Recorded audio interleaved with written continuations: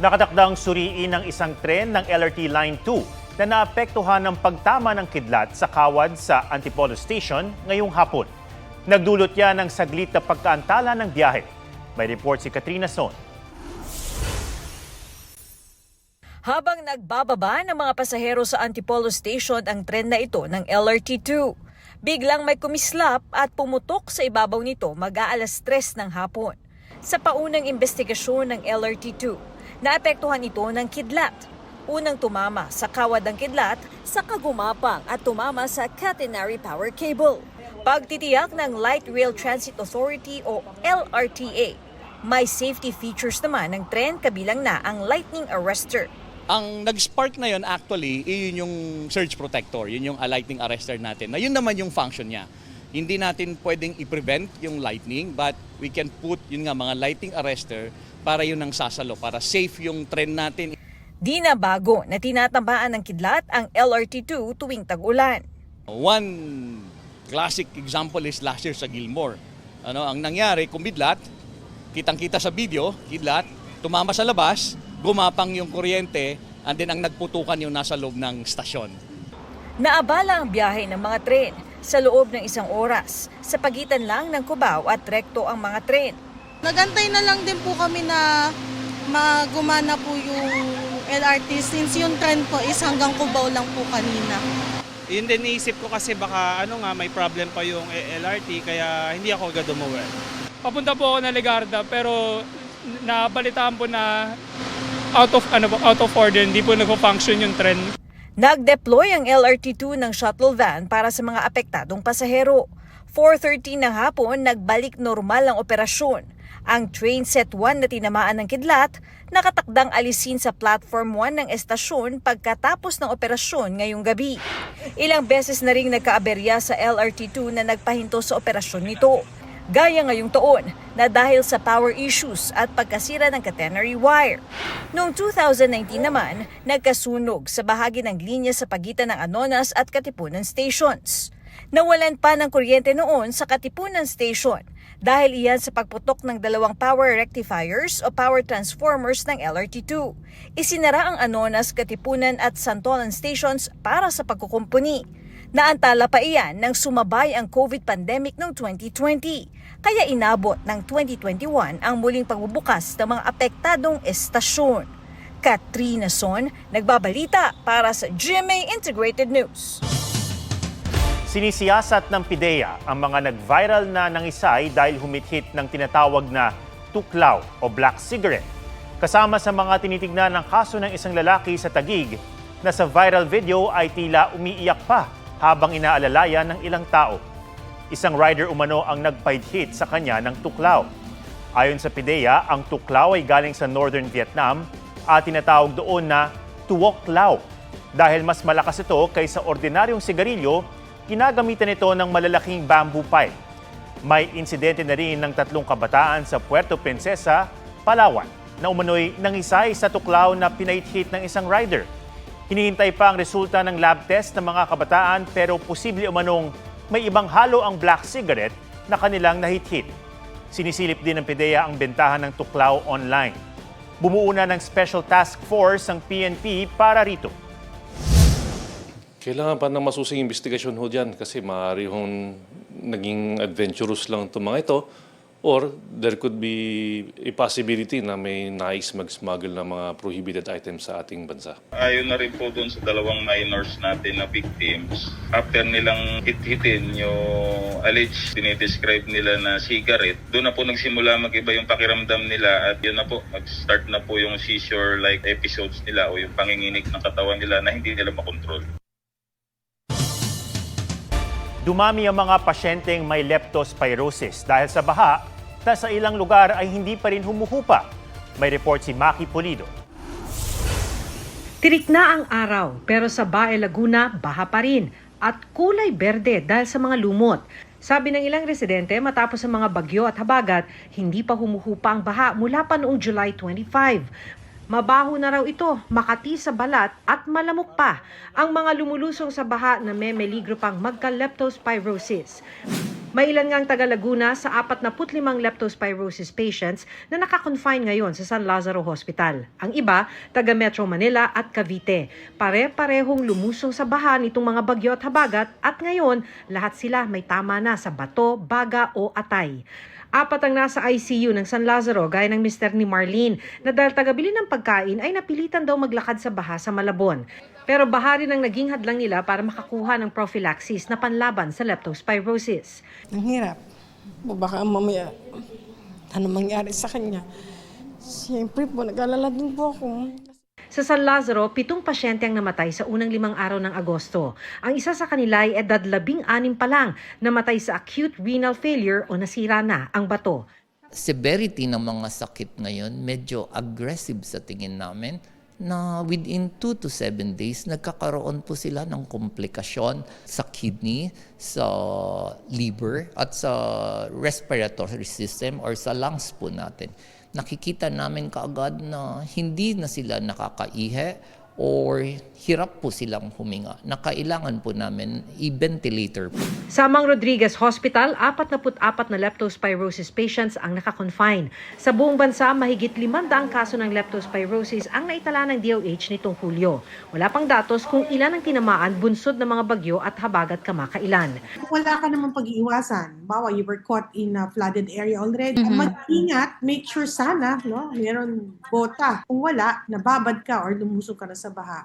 Ina-advise prophylaxis. Mag-take na po kayo ng doxycycline. Huwag pong isa pag walang bahala kasi nakakamatay po ang leptospirosis. Problema naman sa Philippine General Hospital ang dagsa ng mga pasyenteng may iba't ibang kondisyon. Puno na ang kanilang emergency room at hindi na muna tumatanggap ng bagong pasyente. Handa naman daw ang 20 DOH at GOCC hospital sa Metro Manila na i-admit ang mga hindi na kaya sa PGH. Maki Pulido nagbabalita para sa GMA Integrated News.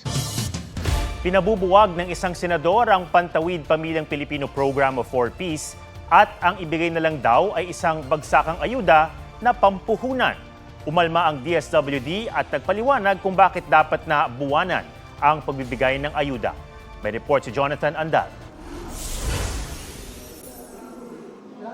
Matapos mag-apply sa Pantawid Pamilyang Pilipino Program of 4 Peace ang magulang ni Kate noong 2019, natulungan siya nito na makapagtapos ng pag-aaral. Sa education po namin, binibili po ni mama yung ng mga gamit po namin sa school pag may natatanggap po siya. And yung sa health naman po namin, yung mga gamot po, nakakabili din naman po siya. And also yung mga ibang kailangan po namin. At ngayong graduate na siya, plano raw niyang tumulong sa pamilya. 7 taon lang kasi ang maximum na tagal ng pagtulong ng gobyerno sa ilalim ng 4Ps. At ang ayudang natatanggap nila noon, may mga kondisyon gaya ng pagdalo sa mga family development session para mapaunlad ang kabuhayan. Pero para kay Senator Erwin Tulfo, dapat buwagin na ang programa. Sa halip na buwan ng ayuda, isang bagsakang tulong na lang na pwedeng pampuhunan. Puna rin niya, hindi rin daw patas ang programa dahil hindi qualified ang maraming low-wage earner. Yung pang 1 taon nila matatanggap, ibigay mo na ng lump sum at bahala ka na dyan. Pero bago mong bigyan sila ng budget, kailangan alam nila, sabihin nila kung anong gagawin nila sa pera na yun at may training po sila. Tutol ang DSWD. Wala raw dahilan para tanggalin ang programa. Anila dahil sa 4Ps, nasa 3 milyong Pilipino ang naiahon sa kahirapan. Hindi lang daw kasi ito tungkol sa pagbibigay ng pera. Kabilang din kasi sa kondisyon nito ang matiyak ng mga magulang na nag-aaral ang mga anak habang nasa ilalim sila sa 4Ps. Pati na rin ang regular na pagbisita nila sa health centers. Mahirap po yung one time kasi hindi mo ma-assure na talagang tuloy-tuloy yung pag-aaral ng mga bata. Pero at least ngayon, susundan mo Susundan mo at madidevelop yung behavior. Yun naman ang purpose ng 4Ps yung behavior change. Na talaga yung mga magulang kahit mahirap, di ba? Mabigyan lang ng pagkakataon na makapag-aral ang mga anak. Talagang magsusumikap. Si mamamayang Liberal Party List Representative Leila de Lima na principal author ng batas na nagtatag ng 4Ps noong senador pa siya, nanindigang milyon na ang naitawid sa kahirapan ng 4Ps at ito raw ay dapat isustain. Bagamat may mga butas sa pagpapatupad o mga pang-aabuso sa programa, dapat pa nga raw palakasin ito. Susi raw ang mas maayos na pag-target, pagbabantay at pagsuporta sa 4Ps. Jonathan Andal nagbabalita para sa GMA Integrated News. Wala pang isang taon mula nang nagawa pero nasira agad ang flood control project sa barangay Kandating, Arayat, Pampanga. Noong bumaha, namiligro raw ang mga residente. Kaya sa inspeksyon niya kanina, pinagpaliwanag ni Budget Secretary Amena Pangandaman ang kontraktor. Kailangan maibalik mo ang daan dito ha. Tatambakan mo yan ha. Sa zona ni Pangulong Marcos noong Lunes, pinunan niya ang mga palpak na flood control project na anyay kinurakot. Kaya kahit meron mga ganito, bumabaha pa rin. Tinanong kong Pangulo sa kanyang podcast. Pero sino ho nga ho bang pinatutungkalan ninyo dito, Mr. President? They know who they are. Matagal ng ganito ang ginagawa. I'm sorry, but they will have to account for their actions. Sa pagsusuri ng GMA Integrated News Research sa national budget mula 2023 hanggang 2025, halos 1 trilyong pisong pondo ang inlaan para sa flood control projects. Sabi ng Pangulo, may mga hawak na siyang pangalan na isa sa publiko. Nakita ko, hindi nagagawa. Hindi pa naumpisa or whatever. Yun, the usual excuses. Kalukuhan na ito. Maliwanag na hindi ginagawa ang trabaho. Pati raw katiwalian sa iba pang proyekto ng gobyerno, hahabulin. Kanina pinuntahan din ng Budget Secretary ang San Agustin Norte Bridge sa Arayat na 8 taon ng putol. Iniuugnay nito ang Barangay Camba sa Arayat at Bayan ng Cabiao, Nueva Ecija. In-inspection din ni Secretary Pangandaman ang sirasilang Apalit Macabebe Road. Aabot sa 400 meters ang kalsada ang kailangan ng emergency repair, gaya ng paglalagay ng konkreto at maayos sa drainage. Yung mga tao dumadaan sa gilid, parang humahawak sila dun sa mga gilid ng mga tindahan, parang nagbabaging. Alam mo yun, para silang nasa cliff ng bundok kasi medyo malalim yung ibang part na talagang sira. Nagsumbong din sa kalihim ang alkalde ng Apalit. 1.5 kilometers na natapos, hindi tinapos yung 70 meters. Yung 70 po na yun yung nagkokonekta sa Sapa, sa kanal po. Ayon sa DPWH Region 3, tinanggal sa budget deliberation sa Kongreso ang alokasyong pondo para sa MacArthur Highway at iba pang proyekto sa Pampanga. Sabi naman ni Pangandaman, pwedeng gamitin ang 1 bilyong pisong Quick Response Fund para sa agarang pagkukumpuni ng mga kalsadang nasira sa sakuna. She gave us the go signal na tayo po ay magkaroon ng realignment process para po malipat dito yung pondo. So with the approval of that, we could start immediately. Sabi ni Pangandaman, makikipag-ugnayan sila sa DPWH upang silipin ang mga flood control at road project. Sabi ng Pangulo, kahit may kapangyarihan ng Kongreso na busisiin ang budget, tungkulin ng ehekutibo na maisulong ang mas mahalagang proyekto ng administrasyon. And the worst part of this all, yung napupunta, kuminsan yung mga project na hindi maganda, napupunta sa unappropriated. Ano yun? Utang yun. Nangungutang tayo para mangurakot itong mga ito. Sobra na yun. Sobra na yun. Ivan Mirina nagbabalita para sa GMA Integrated News. Kahit sa pag-inom ng tubig, kailangan din daw balansyado ayon sa eksperto. Dahil kung problema ang kulang sa tubig o dehydration, delikado rin ang sobra-sobra sa tubig o overhydration. Ang Fit Track sa report ni Katrina Son. Ikaw ba'y tila matamlay, kutis ay dry, at gutom kahit may laman ang tiyan? Kung oo, ang sabi ng doktor, malamang dehydrated ka. Yung sinasabi natin na 6 to 8 glasses or 7 to 10 glasses, actually not required but recommended to keep yourself hydrated lang naman. Natuto na nga raw ang property specialist na si Jenna Mapalad na uminom palagi ng tubig nang minsan daw siyang mahilo. Tulad nun na talagang init, sobrang init na init, talagang halos mag-collapse na rin po talaga. Pero nung pagbaba ko... Water is life nga raw para sa taxi driver na si Fernando Razo. Kapag hindi raw siya hydrated, ramdam daw niyang mabigat ang kanyang katawan. Masikip sa dibdib kulang sa tubig. Kailangan po marami tayong tubig na naiinom. Lalo na ngayon, ilang araw na naman, uminit ng gusto. Masasabing well-hydrated ang tao kung hindi nakakaramdam ng uhaw at light yellow ang kulay ng ihi. May mga pagkakataong kailangang damihan ang inom ng tubig. Halimbawa, sobrang init, nag-ehersisyo, at may lagnat, mga ganyan. Ang maaaring kinakailangan natin na magtaas pa or mas damihan pa po natin ang ating ininom na tubig. Pero kung sobra-sobra ang tubig o overhydrated, delikado rin. Kasi kapag overhydration, maaari ding magkaroon ng problema na tinatawag natin ng electrolyte imbalance, lalo na yung pagkakaroon natin ng hyponatremia o bumabagsak masyado ang sodium sa dugo. At ito maaari magdulot ng pagsuswell ng cells, lalo na sa brain natin. Kaya para mapanatiling hydrated, mainam na uminom ng 1 baso ng tubig kada oras. At payo rin ng doktor, pwede pa rin maging hydrated sa pagkain, lalo na sa mga prutas at gulay.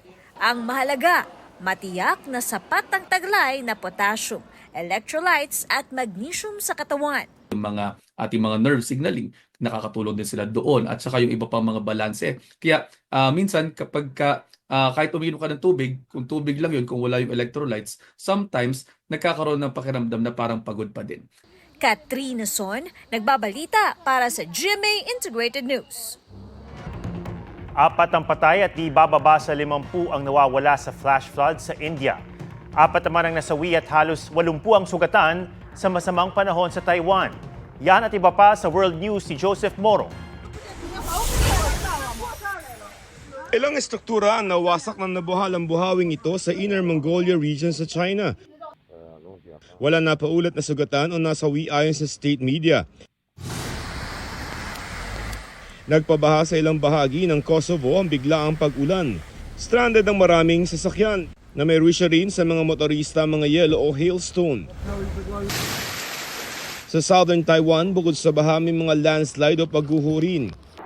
4 ang patay, halos 80 ang sugatan at 3 ang nawawala. Ang ulan sa loob lamang ng 1 linggong epekto ng habagat, katumbas na mahigit 1 taong ulan ayon sa kanilang weather agency. Sinalanta rin ng matinding ulan ang Hong Kong at Macau. Itinaas ang black rain storm warning ang pinakamataas na alert level. Sa Hong Kong may mga isinarang ospital at paaralan bilang pag-iingat. Ang ulan doon pinakamarami sa isang araw mula noong 1884 ayon sa kanilang Weather Bureau. Sa northern India, nanalasa sa isang village ang flash flood mula sa kabundukan. Wasak ang mga bahay at gusaling dinaanan ng agos. Lagpas 50 ang nawawala. Marami ang pinangangambahang nasawi. Sa Japan, ramdam ang matinding init. 41.8 degrees Celsius ang temperatura ngayong araw. Sa datos ng kanilang Fire and Disaster Management Agency, mahigit 53,000 na ang nagka-heat stroke sa kanilang summer season. Kung sa Japan, summer season, sa Australia na nasa Southern Hemisphere, winter. At dahil bihira ang snow roon, in-enjoy ng mga residente at turista ang niebe. Pero sa New South Wales, may higit 100 sasakyan ang narespondihan dahil nalubog sa snow. Joseph Morong, nagbabalita para sa GMA Integrated News. Barbie Fortesa at Jameson Blake holding hands while leaving the venue ng GMA Gala 2025. All smiles din sila nang makasalubong sina Will Ashley at Gian Bernardino ng Cup of Joe. Dati nang nilinaw ni Barbie na friends lang sila ng aktor. Na-corner ko naman sa blue carpet si Jameson. We're just enjoying each other's company. Yeah, and yeah, she's a really good person. And again, we have common interests. Diretsuin ko, is there anything going on in there? No comment. Nakunan din ang ex ni Barbie na si Jack Roberto na kinausap si Jameson during the party. Sabi ni Jack, naging magkaibigan sila ni Jameson nang minsang magkasama sila sa It's Showtime. Mukhang sweet si Barbie and si Jameson. Bagay. Tsaka it's about time. May mga deep talks kami ni Jameson. And sabi ko sa akin, mabait si Barbie, alagaan mo lang. Marian Rivera, channeling her inner boy's charm sa cover ng isang magazine. Super happy ako na meron akong something new na nagawa for myself. Hirit ni Dingdong Dantes, pare, pakis nga. Nelson Canlas nagbabalita para sa GMA Integrated News. Sa katatapos lang na Nutrition Month, di lang mga masusustansyang pagkain ang bida. Heto at ihahain namin ng mga costume na likha ng mga matatabang utak, gaya ng gumaya o gumayak na parang lamesa. Pusuan na yan sa report ni Ian Cruz. Costume for Nutrition Month? They truly ate and left no crumbs. Lumaklak ata ng sustansya para sa utak, kaya creativity ay tumatak. Paano ba kasi kakainin ng gulay kung di hinahain? Kaya siya na mismo ang nag-volunteer maging mesa. Panalo ang magkaklaseng grade 10 na perfect execution, 10 out of 10. Salo-salo sa saya, pati judges, over sa tawa. Pero paano naman kung walang mabilhan? Ayan nga, at Peg ay nagtitinda. Lapit na mga suki. Itong grade 2 na si Bellatrix Teres Diego, bit-bit ang tindahan mismo. Gulay at prutas for sale, habang ang tindera for the sleigh. Ito naman ang prutas na bentang-benta. Watermelon kayo dyan. Pero nang binalatan, lumabas si Zai Bastian, grade 11 student na bihis pakwan. Sarap sa ice ng costume, tsak mapapakrave sa watermelon. Ian Cruz nagbabalita para sa GMA Integrated News. Yan po ang State of the Nation para sa mas malaking misyon at para sa mas malawak na paglilingkod sa bayan. Ako si Ato Maraulio mula sa GMA Integrated News, ang News Authority ng Pilipino. Huwag magpahuli sa mga balitang dapat niyong malaman. Mag-subscribe na sa GMA Integrated News sa YouTube.